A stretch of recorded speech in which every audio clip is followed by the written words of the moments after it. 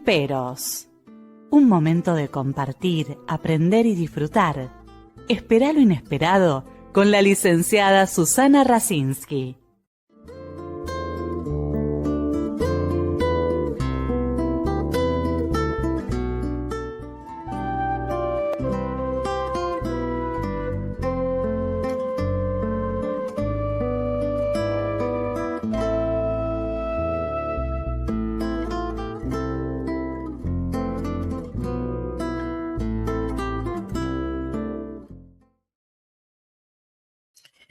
Muy buenas noches.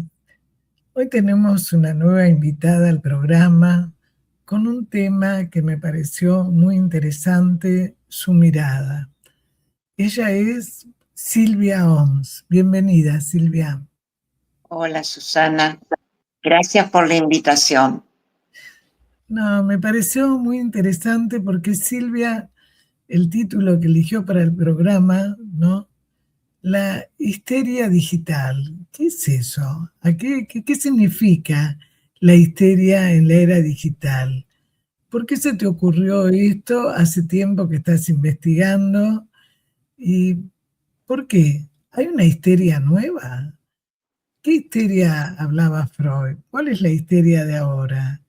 Silvia nos va a penetrar en todo lo que implican los movimientos feministas, lo que significa, digamos, el cuerpo pornográfico, bueno, todo lo que estamos viendo en esta sociedad actual.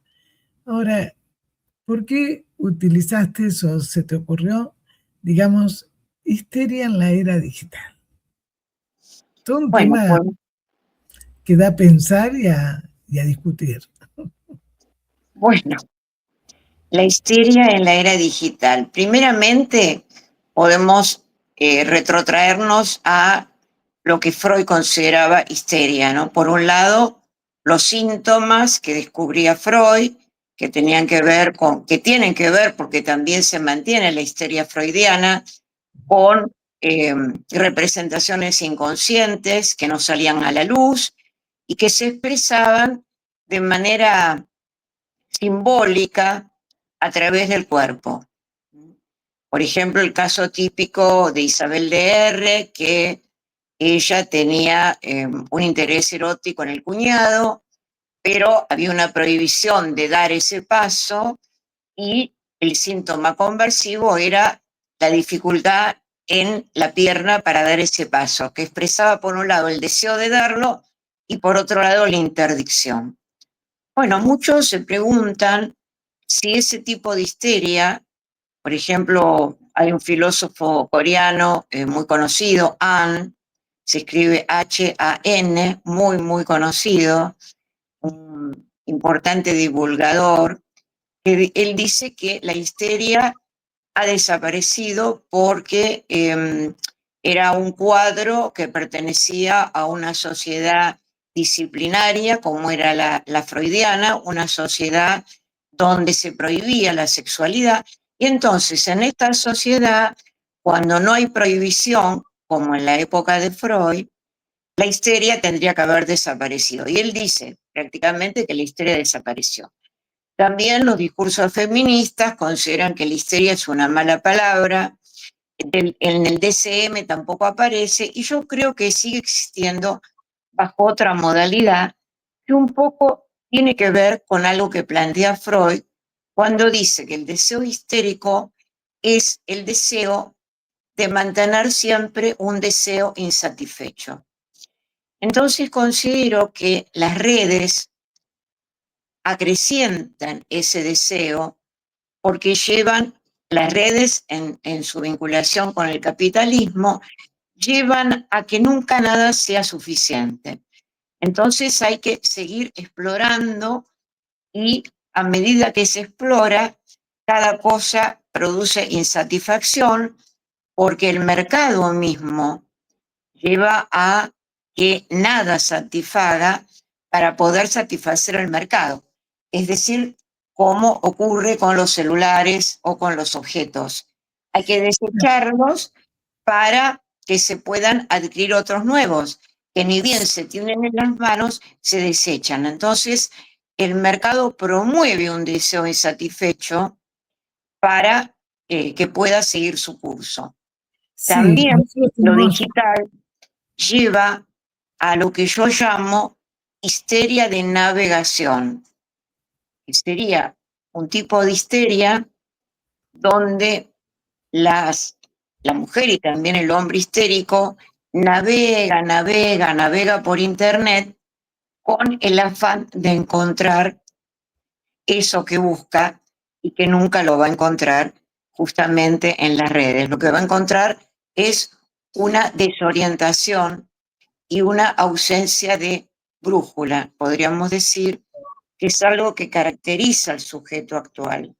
claro, yo creo que esto tiene que ver con lo que nuestro amigo Omar Mosquera, ¿no?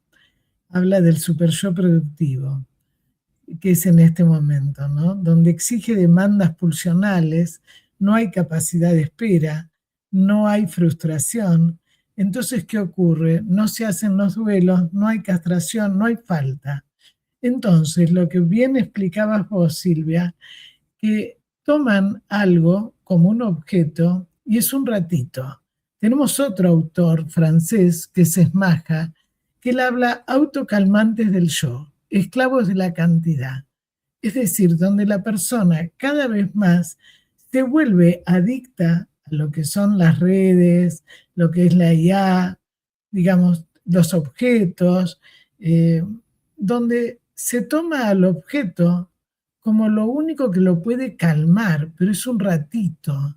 Entonces después necesita más. Son adicciones, que esto es uno de los destinos del trauma, ¿no? Por eso cuando vos bien decís histeria de navegación, como que, bueno, van buscando diferentes contenciones, pero que son, eh, eh, digamos, calmantes, no son, nosotros hablamos en psicosomática de, me sale, digamos, como que satisfacen un rato, pero no son calmantes. Entonces la persona, ¿qué pasa con el cuerpo? Que es uno de los temas que vos investigás, ¿no? Donde realmente esa falta de, porque vos decías, en la generación, en la época de Freud, bueno, había una disciplina. Ahora también hay un mandato, pero es de la cultura. Cambió, porque vos tomás otro tema que tiene que ver también con la declinación de la autoridad, de la familia, de la religión, y que esto está ocupado por la cultura de consumo. Sí, yo creo que en la época de Freud o en décadas atrás, los sujetos podían reconocer que había imperativos, que había mandatos que venían de los padres, de los abuelos, etc.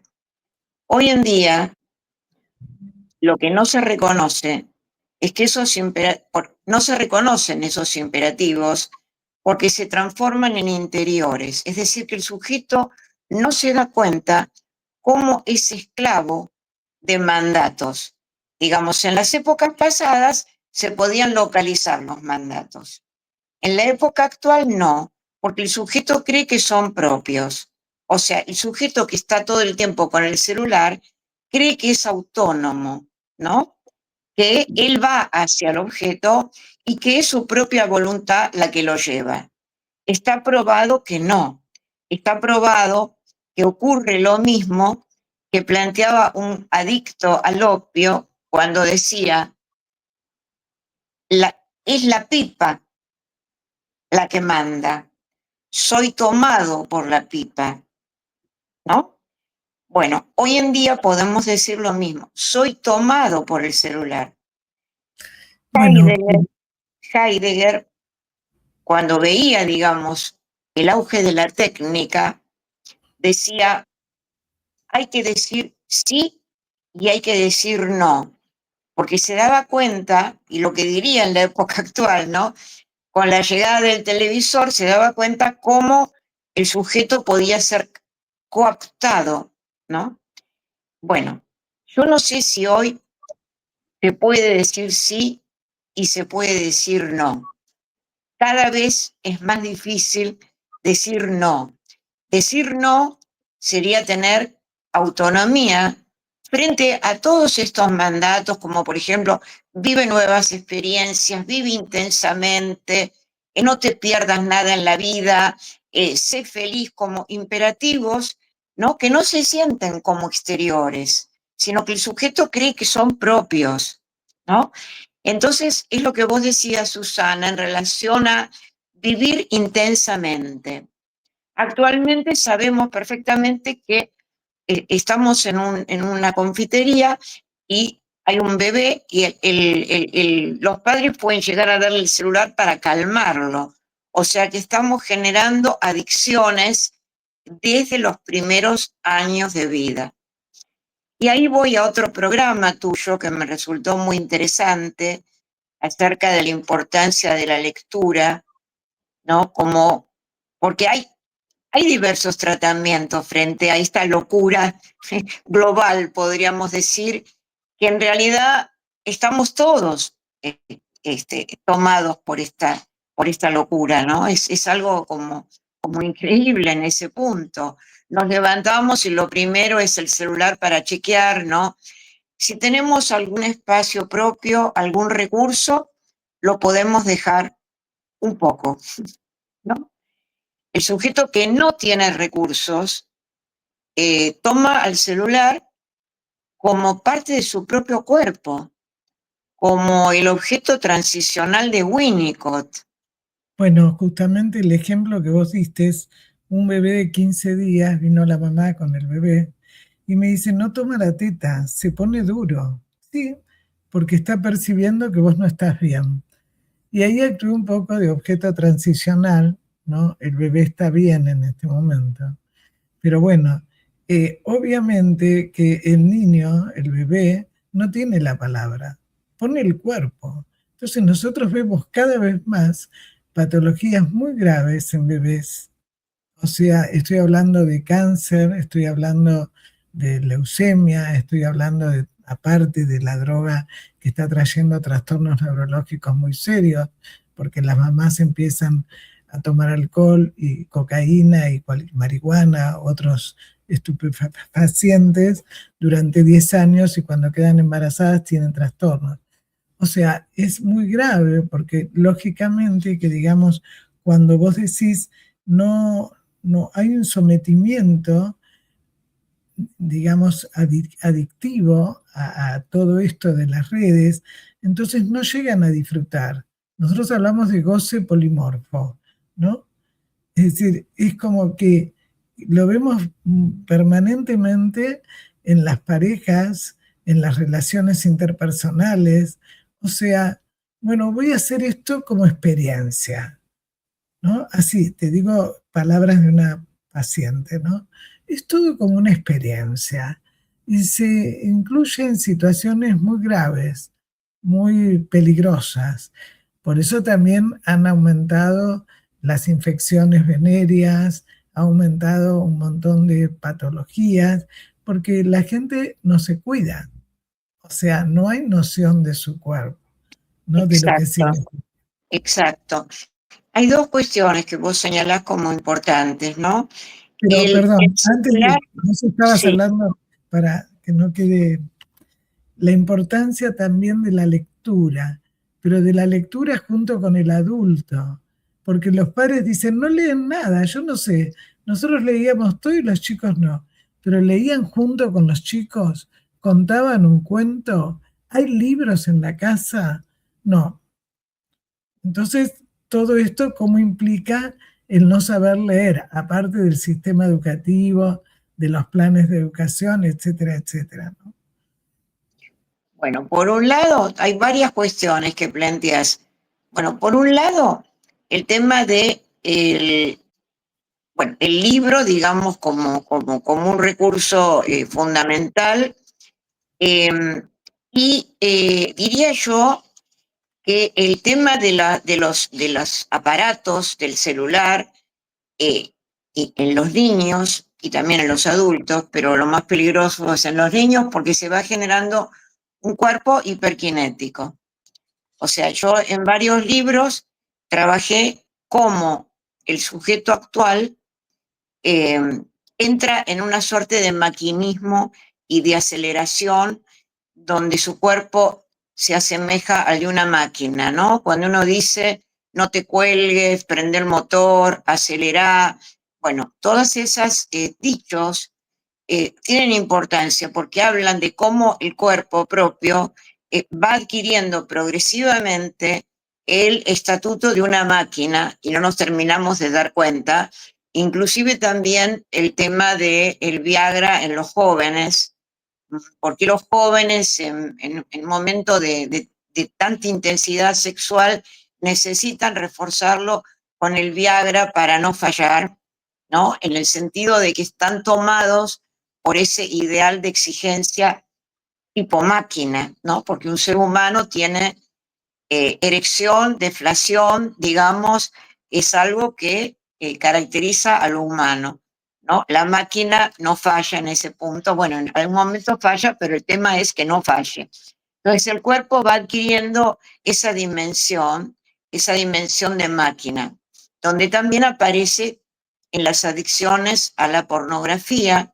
La pornografía da un ideal de un cuerpo máquina, aparecen hombres con penes impresionantes que nunca fallan, mujeres que tienen múltiples orgasmos, no hay falla posible. Entonces eso, digamos, cuando el adolescente toma ese modelo, cree que tiene que responder de la misma manera. Y ese modelo genera grandes inhibiciones, porque nadie puede responder de esa manera. Entonces, eso también lleva al individualismo, a la falta de relación sexual o a lo que vos comentás muy bien, que es la cuestión de, como que hay dos fenómenos, ¿no? Por un lado el aislamiento y por otro lado el vivir nuevas experiencias. Con lo cual vivir nuevas experiencias es, me acuesto con cualquiera, no uso el forro. Ahora, vivir nuevas Sí, experiencias, sí, o por una ejemplo, cosa, sí, no, una cuando cosita nada más. sí, Silvia. Vivir nuevas experiencias no es hacer la experiencia, ¿no? Benjamin justamente anticipó que en esta época no se vivían las experiencias, porque vivir la experiencia es conectarte con el otro, no es me echo un polvo, hice la experiencia, ¿no? Y cambio, ¿no? Y voy a otro cuerpo, no. Vivir la experiencia es vivir la experiencia de la otredad, ¿no? De lo que, ¿no? De lo diferente a lo que uno creo, ¿no? De cómo me dejo también tomar por eso que escucho del otro, ¿no? Y que tiene que ver con su ser. Claro, Bueno, vos sí. das pie a varias cosas también, que es estar con el otro y ser reconocido por el otro. Cuando esta persona dice, bueno, todo pone, es una experiencia, es como un título para justificar su conducta que ella sabe que no es la adecuada. Es decir, cuando digo no es la adecuada, de estar en situaciones de riesgo, con éxtasis, con situaciones complicadas, ¿no? Y donde de alguna manera aparece también cada vez más en muchos pacientes esa necesidad de buscar con culturas muy extrañas al occidental, es decir, orientales, ¿no? Corea, China, Japón, donde es muy difícil mantener un vínculo por la lejanía exactamente, aunque uno pueda viajar alguna vez. Entonces, cada vez vemos más que cuanto más desamparo, y hay situaciones muy traumáticas de fijación con alguna de las figuras parentales, que no les permiten acceder a tener una libertad sexual en el sentido de elegir adecuadamente, cada vez se acercan más a figuras muy lejanas. Y cuando uno investiga esto, tanto en hombres como mujeres, ¿no? Hombres que han estado atados a su madre y siguen atados, y mujeres también. Entonces buscan personas que saben que no van a poder mantener un vínculo de mayor compromiso. Y una de las cosas que comentábamos antes del programa, cuando yo estuve en Japón, Japón es un país muy especial, donde es el lugar de la mayor pornografía a nivel mundial, justo en Hiroshima, donde fue el bombardeo, ¿no? Y donde las parejas se casan, buscan una persona que puedan mantener al hijo y a la mujer. Si la mujer no se casó hasta los 30 es como que ya está. Esto se da más que nada en empresarias o figuras, ¿no? Pero es como que ya fue. Pero el tema ¿cuál es? Que después de casarse, cada uno puede tener relaciones con quien quiera. Ellos son fieles a la empresa, al trabajo. Incluso en el cementerio, las empresas como Toyota, Yamaha, cualquiera de ellas, tiene un espacio para cuando se mueren los empleados. Ellos no los entierran, no se creman. Entonces, ¿qué ocurre? ¿Qué pasó con todo esto con los jóvenes, con los hijos? Donde hay chicas en ciertas calles, en los pueblos, digamos, en los lugares más como capitales, ¿no? Hay ciertas cuadras donde las chicas, si vos querés un abrazo, te lo dan. Está prohibida la prostitución, pero está permitido los regalos. Y como si fueran supermercados, más o menos, donde se expenden muchos productos, también se expenden bombachas usadas.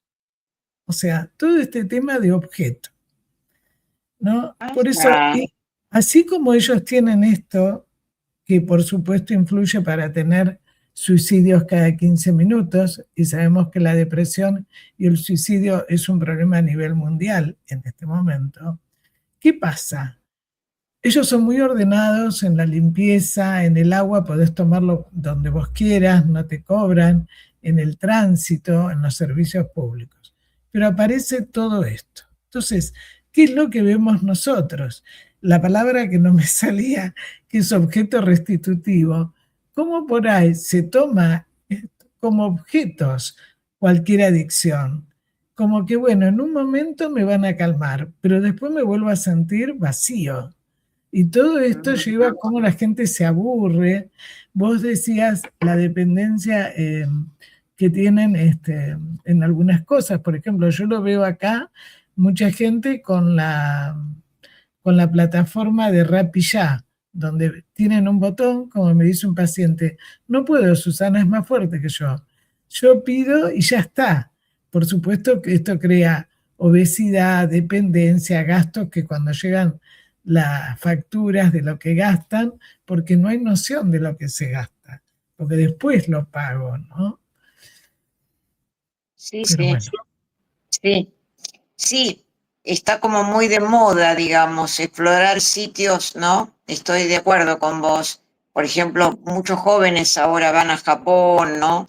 Toda la búsqueda de lo exótico, ¿no? Pero justamente lo que se pierde tiene mucho que ver con la histeria de navegación. No digo que todos sean histéricos, pero donde se pierde, digamos, el anclaje en la tierra, digamos. Es decir, en la propia historia, en las raíces, en el inconsciente también podríamos decir, ¿no? Creo que justamente el psicoanálisis es un camino para poder reencontrarse uno mismo con sus verdaderos intereses, ¿no? Con sus verdaderos goces, con sus verdaderos deseos, y no con estos imperativos, que están muy bien lo que señalabas de Omar Mosquera, estos imperativos en relación a vive más intensamente, no conoces tal, lo que te perdiste en la vida, donde un sujeto hasta se siente culpable cuando envejece de no haber hecho lo suficiente para no envejecer, por ejemplo, ¿no? De no haber hecho lo suficiente. Y esto aparece en muchísimos programas, ¿no? Los programas en relación a las dietas, digamos, esta sociedad es una sociedad de control. Eso es la idea que surge de todo lo que estamos hablando. El problema es que el sujeto no se da cuenta, ¿no? Porque claro, cuando alguien dice vive libremente, eso también es un imperativo, ¿no? Entonces, el sujeto no lo advierte. Y entonces, mucho más peligroso. El sujeto está más desbrujulado que nunca. Y el tema del libro es claro que leerlo con los niños y también en el momento de la pubertad, adolescencia, conectarse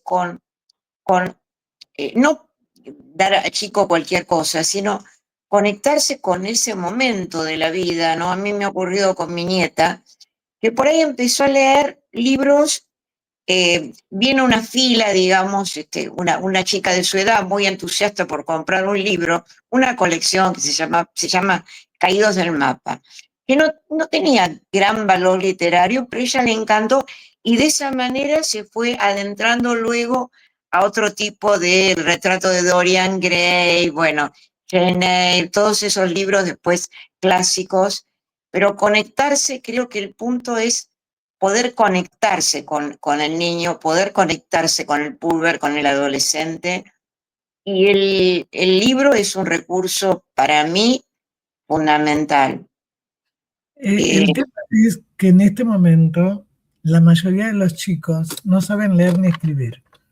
Entonces, por ejemplo, yo lo que he usado, a veces el mismo celular, ¿no? Donde, por ejemplo, es un niño con, bueno, con situaciones que ha vivido de mucho desamparo afectivo, y entonces esto ha influido en su desempeño en la escuela, en sus conductas más impulsivas, ¿no? Entonces un día me dice, ¿podemos usar tu teléfono para ver cómo puedo dibujar tal cosa? Sí, sí. Y como él no sabía leer ni escribir, tiene 8 o 9 casi. Entonces, sí, entonces se ponía el micrófono para no tener que leer. Bueno, conclusión, empezamos a leer, no importa a partir de qué, siempre es tener en cuenta lo que el otro nos permite. Entonces, cuando hacemos virtual, que no lo pueden traer los padres están separados, entonces trabajamos con el chat y con la pizarra de la computadora, ¿no?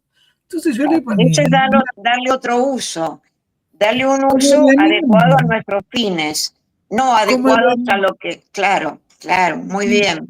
Como herramienta, entonces una palabra él ponía otra, bueno, entonces dice, bueno, pensé en hacer un libro, Susana, bueno, a raíz del CONICET, de todo lo que se en Argentina, porque bueno, el programa va para otros países, se hizo toda una divulgación del CONICET, del descubrimiento científico de más de 400 especies en vivo, y bueno, entonces le digo, ¿lo viste? Entonces lo empezamos a ver a través del teléfono, ¿no? Él no tiene teléfono. Entonces, ¿qué pasó? Bueno, el padre me escuchó, le compró unos pececitos, fue siguiendo, ¿no? Con los pececitos, y dijo, no, quiero hacer un libro. Y le vamos a poner el nombre del pez, ¿no? Y se lo voy a dedicar a mi hermanito, que es de otra pareja. Bueno, fue muy importante que él empezara a leer y escribir, aunque dice no quiero estudiar. Entonces, de a poco, ¿no es cierto? O sea, es utilizar la motivación, pero dentro de lo que nos traen. Por ejemplo, un adolescente que lee mucho y que me dice, Susana, no sé si te va a gustar, porque estoy en una serie fantástica de ciencia ficción. Bueno, a ver, vos decime, ¿no? Entonces empezamos a hablar sobre lo que a ella le interesa. Por ejemplo, en los adolescentes es muy común anime. Entonces, todos los dibujos coreanos. Otra nena que empezó a aprender coreano y empezó a dibujar todos los dibujos, ¿no? No sé si lo conoces, a la serie anime. Sí, claro. Digamos, es interesante el punto de el uso del celular, pero focalizado a un interés particular en relación al niño. O sea, eso es muy diferente a la histeria de navegación, que es navegar sin brújula, ¿no? O sea, eso que decís... Cuando vos decís hay algo que es muy importante que dijiste, que es con el otro. Entonces él me pide permiso. Bueno, a ver, ¿cómo podemos hacer?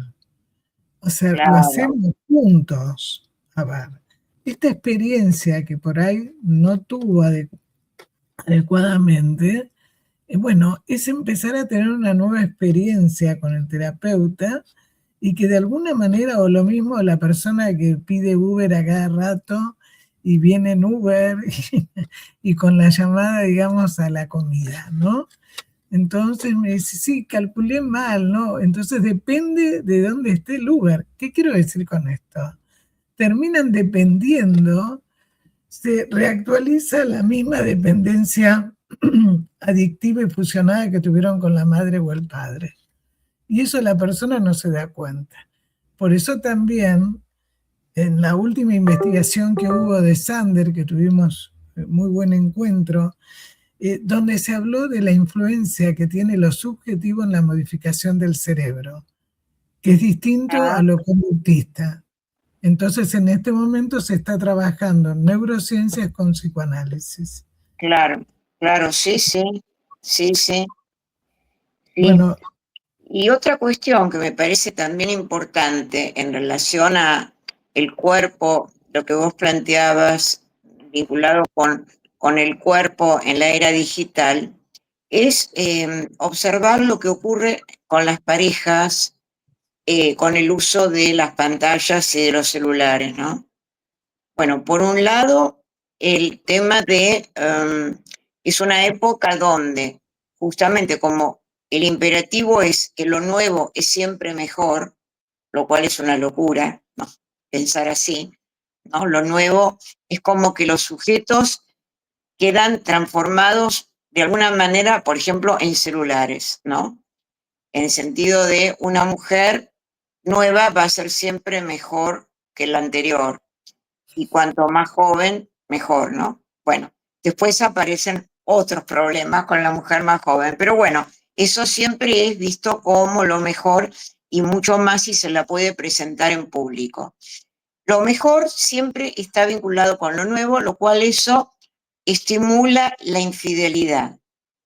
Pero, por otro lado, la infidelidad está más controlada que nunca, porque muchas parejas se separan porque vi que chateaba con tal, vi que tal persona lo siguió por Instagram, y de pronto se confía más en algo que vos me planteaste, Susana, en otra oportunidad, se confía más en la máquina, ¿no? En lo digital, que en lo que sucede con esa persona, ¿no? En la percepción, ¿no? Esto que vos planteabas, que me pareció muy interesante en otro momento, que es como que se anula algo del orden de la percepción de lo humano, y al mismo tiempo estos aparatos de control hacen que vivamos en una sociedad muy paranoica, muy paranoica. Yo me acuerdo de una paciente paranoica, pero verdaderamente paranoica, que claro, cuando se confrontó con la computadora, que viste que vos pones eh, algo que te gusta y aparecen un montón bueno, el algoritmo te lleva a que aparezcan un montón de situaciones vinculadas con eso que te gustó, para, digamos, captar tu atención en eso. Ella decía, bueno, acá hay alguien que me está controlando. Y entonces, me están controlando mis gustos, me están controlando. Y esto, que ella lo dice desde la paranoia, es verdad, es verdad. Entonces, el sujeto está vive en una situación, podríamos decir, muy cercana a la paranoia. Y también en las relaciones interhumanas, porque vivimos en un momento donde hay una pérdida importante del amor, y siempre dudamos cuando alguien se acerca a nosotros, ¿por qué razón lo hace? ¿Qué interés hay detrás? Como no se confía tanto en la palabra, sí se tiene la certeza de lo que hay detrás de esa palabra, al modo paranoico, ¿no? Con lo cual, digamos, esto nos lleva a una gran soledad y a una idea de que quizás seamos valores de cambio, ¿no? En el sentido de está el otro conmigo porque le conviene, ¿no? Con lo cual me puede desechar en cualquier momento. Esto también se vincula con la importancia que vos planteaste del suicidio y con el sentimiento de no ser nada, solamente un valor de cambio, ¿no? Entonces, si no estoy en el mercado, si no valgo por lo que dice el mercado, por cómo soy cotizado a nivel de las relaciones con los otros, no valgo nada, soy un desecho, ¿no? Pero además, Eso lleva una exigencia constante de aparecer de alguna manera, como decía Guy Debord, un nuevo valor está surgiendo, que no es ni ser ni tener, sino aparecer. Es bueno lo que aparece, hay que aparecer, hay que aparecer, hay que estar todo el tiempo en la vitrina, ¿no? Y si no estoy, no existo. Lo veo a sí, veces en la importancia que tienen las fotos, ¿no? Hay también como un imperativo, ¿no? De tengo que aparecer. Y bueno, son mandatos. Sí, hay varias cosas que me hiciste pensar, como nos pasa siempre en el programa, ¿no? sí, Susana. El tema de la paranoia, ¿no? El tema es cuando la persona se siente mal por lo que le está pasando, tiene que descargar, tiene que poner afuera lo negativo, lo que le produce mal. Pero después lo tiene que destruir. El tema es cuando no lo puede destruir, pensaba en la paciente, ¿no? Pero que pasa con mucha gente, se tiene que destruir ella, porque hay como una prolongación de eso que proyectó afuera. Y acá parece se incrementó mucho el suicidio. El otro aspecto que vos mencionás, porque todo esto da para varios programas, pero bueno, el otro aspecto es la necesidad de exhibición, ¿no? Es decir, hace unos años no había tantas facultades, por lo menos en Buenos Aires, del cine. Hay 4 universidades, donde todas las facultades, donde es expresión corporal, coreografía, danza, están llenas. Pero las que son ciencias básicas como ingeniería, como otras que se necesita gente, no hay. Además del nivel, ¿no? Que ha bajado mucho, Ah, cognitivo. Pero esta necesidad de que es distinto, por eso dijiste varias cosas, la importancia de la percepción. O sea, conocemos a través de la percepción. Entonces, ¿qué pasa? Por eso, cuando se le preguntó a la IA, dijo, yo no puedo saber si está transpirando, cómo es la voz. No puedo, porque no hay una experiencia directa, digamos, ¿no? Es con una máquina. Que a veces los chicos te dicen, yo le digo, le cuento lo que me pasa y ella después me dice todo lo que tengo que hacer. Sí, pero no es que se adivina la máquina. Vos le diste datos y ella lo programa. Pero ¿qué pasa? Es tanta la decisión que la persona, cuanto más desamparo, más va a necesitar de la dependencia, en este caso de la máquina, ¿no? O de las redes. O sea, pero sin esa experiencia afectiva. exacto. Sí. El tema del desamparo me parece importante, ¿no? Porque el desamparo, eh, primero tendríamos que pensar que no vivimos en una sociedad patriarcal como se cree. Esa es mi idea. Cuando las feministas dicen hay que deconstruir el patriarcado está deconstruido de alguna manera, diferente del machismo. ¿No? Yo siempre hago la diferencia entre padre y macho. Quizás después podríamos ver de qué se trata esto, ¿no? El padre da la palabra, el macho es solo el cuerpo, solo un cuerpo musculoso que se exhibe en los gimnasios. El padre tiene un carácter simbólico, ¿no? Entonces, verse que no hay que confundir padre con macho. Creo que hay macho cuando no hay padre. O sea, el hombre que solamente exhibe su fuerza es porque ha fallado a nivel de la palabra. Me pero las parece muy feministas, importante lo que decís, porque también en los grupos feministas se han convertido en machistas, entre comillas, ¿no? Es decir, esta cosa de tener el poder por el poder mismo, ¿no? Entonces la necesidad de identificarse a través de un grupo que no se sabe si son pañuelos verdes, celestes o blancos, no sé, digamos, es como que captan a los adolescentes que protestan, pero realmente no saben la historia, que es diferente a defender los derechos como ser humano de cualquiera. No es una cuestión de raza, religión o color, ¿no? Por eso me pareció muy interesante esa diferenciación que haces. por eso Rita Segato, que es una feminista, dice, si denunciamos el machismo no es para transformarnos en machistas, ¿no? Pero lo que y que me parece que se ignora con esto es que lo que no se, la máxima autoridad no la tiene hoy el padre, la tienen los celulares, la No tienen tiene las la cultura. pantallas, Ujú. ¿no? La Y el problema es que el sujeto no se da cuenta que eso es externo. Con el padre se daba cuenta. No, me tengo que liberar de los mandatos paternos. Con el celular no. O sea, entonces es todavía más peligroso y no se deconstruye. Eso es lo que no se deconstruye. Eso me parece que es algo muy importante hoy en día, digamos, como los celulares tienen muchísima más autoridad que los padres. Y el desamparo que vos planteabas, que me parece muy, muy importante, ¿no?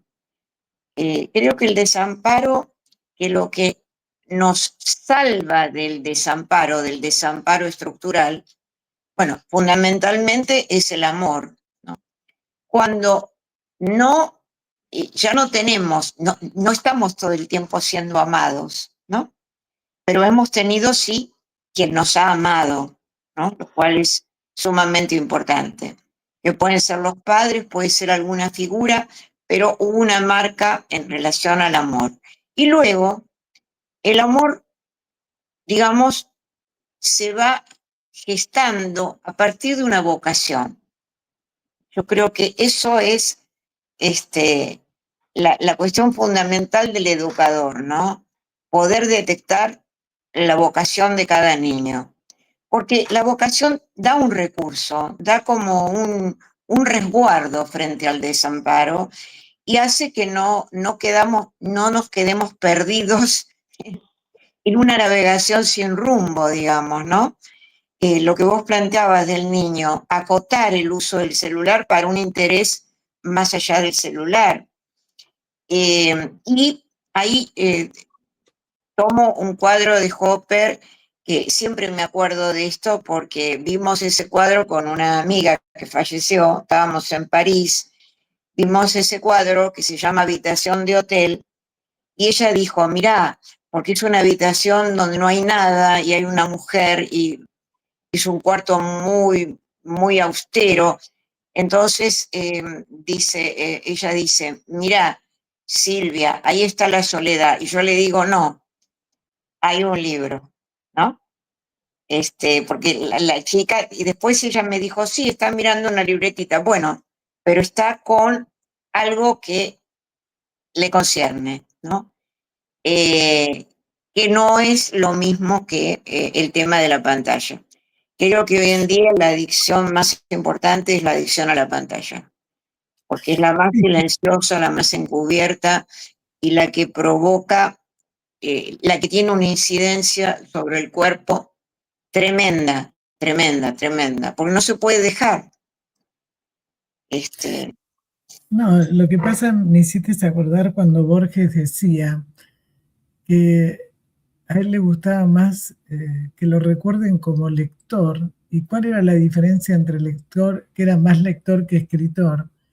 Que el lector elegía, el escritor escribe lo que puede, ¿no? ah, Entonces, me parece importante esto, ¿no?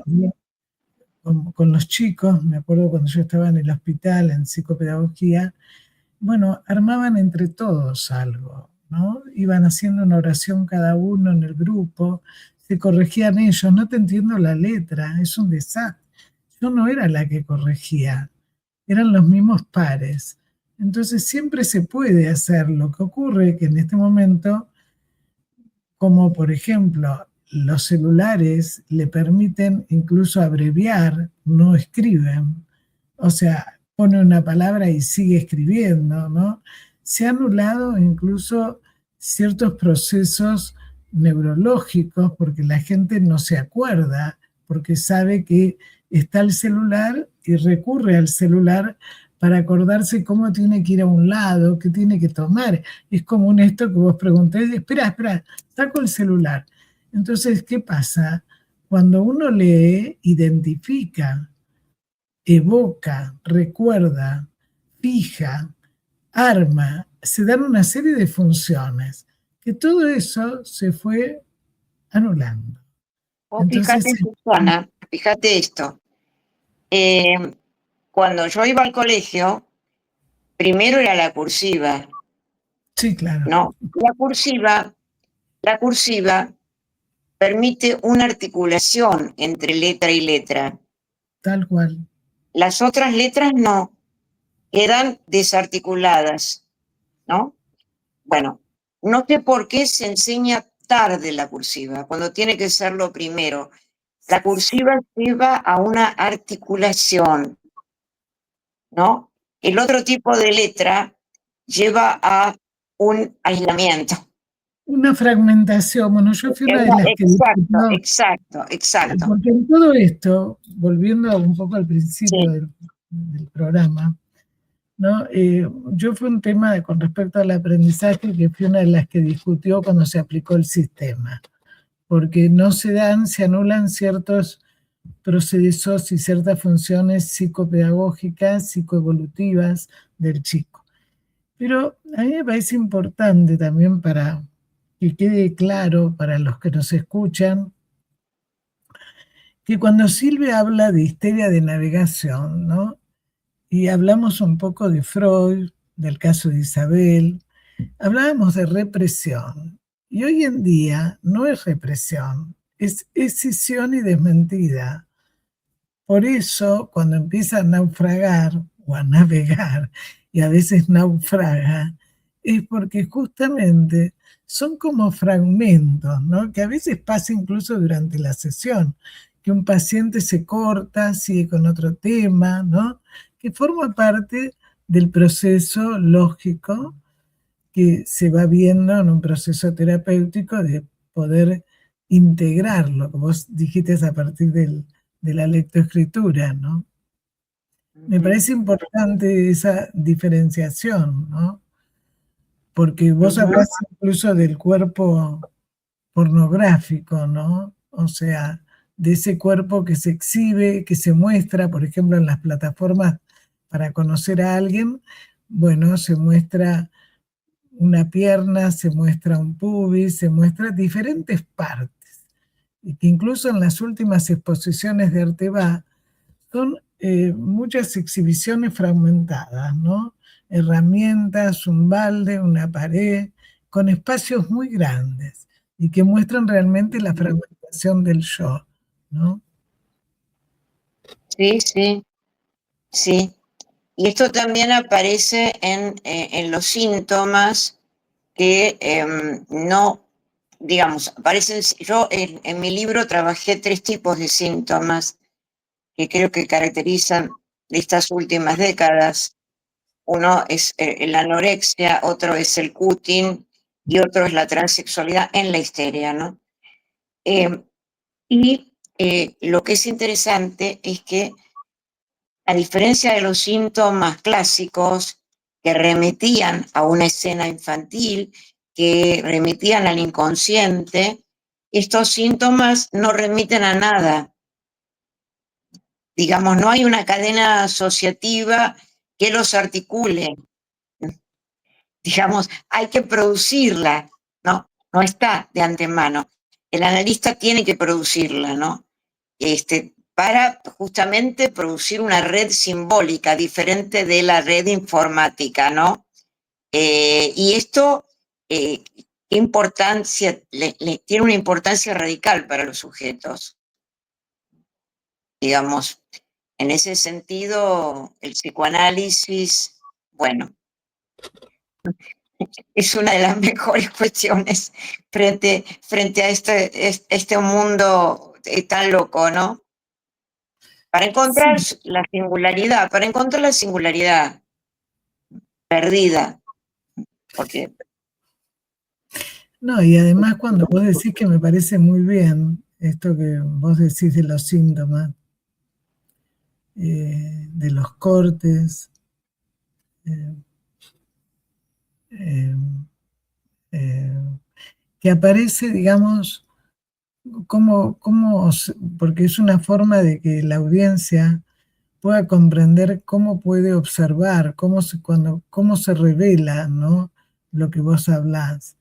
Porque creo que en eso, incluso lo que decís, cómo el terapeuta en estos casos no tiene que interpretar en ese momento. no, Tiene que no, tratar de hacer un no, señalamiento, una construcción y de no. ayudar de pasar de un pensamiento analógico a la representación. Pero me Bueno, por parece ejemplo, importante claro, que vos digamos, por ejemplo, tenemos el fenómeno del cutting remite a una situación de angustia. Eso yo lo he notado, digamos, en los adolescentes. Hay una situación de angustia, de un cuerpo totalmente tomado por la angustia, ¿m? Un cuerpo que siente un exceso. El tema del exceso es muy importante. La angustia produce un exceso de, lo planteaba bien Freud, ¿no? Taquicardia, todos estos elementos que han sido también muy bien caracterizados por Otto Rank. Entonces el corte viene a funcionar como un alivio, como una focalización. No así es es, no tiene que ver con el masoquismo. Entonces, el analista tiene que ver qué corte no se ha producido en ese sujeto. tal ¿Mm? cual. El corte en el cuerpo habla de que hay un corte a nivel simbólico que no se produce, por ejemplo, en situaciones donde una chica queda totalmente tomada por el desamor de un muchacho y no puede cortar, ¿no? Como que ese muchacho es lo único que tiene en la vida. No puede entonces realizar un corte y aparece el corte en el cuerpo, ¿no? Luego en la anorexia también, por ejemplo, que lleva muchas veces a una adolescente a no querer que sus curvas y sus caracteres sexuales secundarios, sus pechos, su trasero, se muestren, ¿no? Y sería algo opuesto a la exhibición en un punto. Bueno, porque se ha encontrado con un dicho abusivo sobre su cuerpo, en un momento donde no se ha terminado de estructurar el cuerpo en la joven, ¿no? Que ese No, y dicho puede además, haber sido, qué caderona que estás, ¿no? no, y Pare- sobre todo, perdón, es sí, la simbiosis que tiene con la mamá, ¿no? O sea, es una prolongación del cuerpo del otro, no está el cuerpo de ella. bueno, Y eso cada vez exacto. se ve más, ¿no? Cuando no se ha podido hacer el corte, ¿no? Donde no ha estado un tercero, ¿no? Mm. O también muchas situaciones de transexualidad, no digo todas, no digo todas, ¿eh? De chicas, ¿no? Que quieren ser varones por la vergüenza que les da su feminidad, por haberse encontrado también como las anoréxicas con, ay, qué culo que tenés, qué bien que tenés las tetas, ¿no? Y Sí, donde muchas veces se da ese fenómeno, digamos, qué traumatismo hubo pero y además, también cómo las redes llevan a, está bueno esto, si estás desorientada, probá esto, que por ahí es lo que necesitas, ¿no? La transexualidad como moda. No estoy hablando de la transexualidad que existió no, siempre, no, ¿no? no, no. Sino Y la de moda. además cuando los padres te dicen que sea lo que quiera, ella lo elige, no se dan cuenta. Una madre que descalifica a los hombres, si es varón, no puede sentirse varón porque puede perder el afecto de la madre, o al revés, ¿no? Con el padre, no, no es una cuestión de género. Digamos, ¿en qué influye los ideales de los padres, ¿no? Es decir, y sentirse, digamos, que no afectan el amor hacia el padre, no lo van a perder. Y a veces eligen como para satisfacer a los padres, ¿no? Sí, Y a veces los padres están tomados por ese imperativo de libertad, entre comillas. Bueno, que haga lo que quiera, ¿no? Cuando un Exactamente. niño, claro, ahí aparece ya el niño desbrujulado. Que haga lo que quiera, déjalo con el celular, déjalo. Quiere vestirse tal, déjalo, déjalo. Y hay un punto donde tiene que haber un límite, digamos, ¿no? Y eso lleva al niño, algo que había planteado una colega de la FRID, del niño amo, ¿no? Es decir, el niño que hace lo que quiere, donde no tiene una brújula, donde no hay una orientación. En fin, cuanto Pero eso más, sí, le da más desprotección cuando no hay una autoridad, que no es lo mismo el autoritarismo. exacto, No puedo hablar con mis padres. Si se la pasa todo el día con el celular, con el nuevo novio.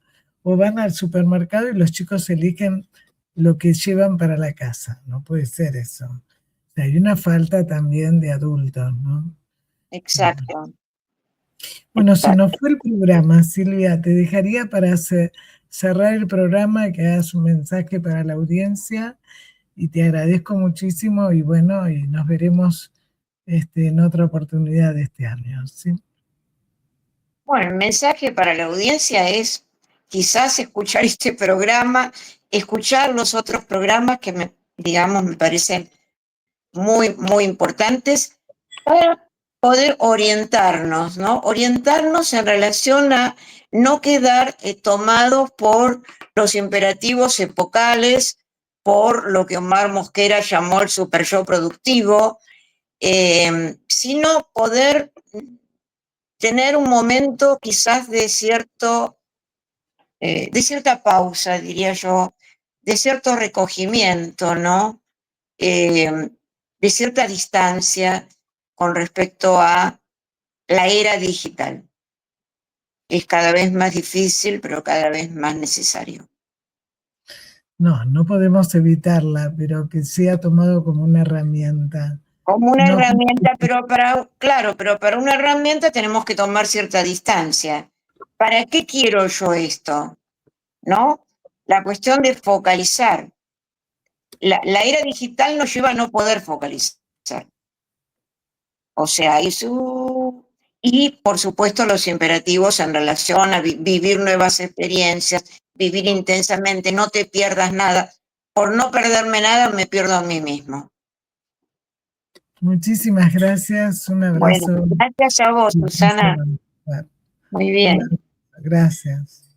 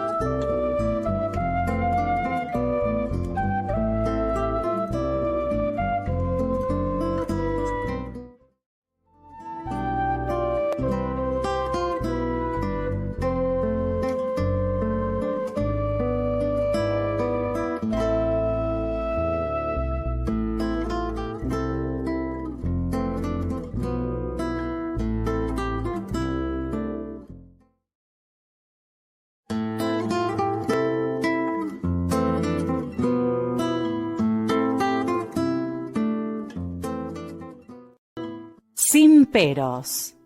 Un momento de compartir, aprender y disfrutar.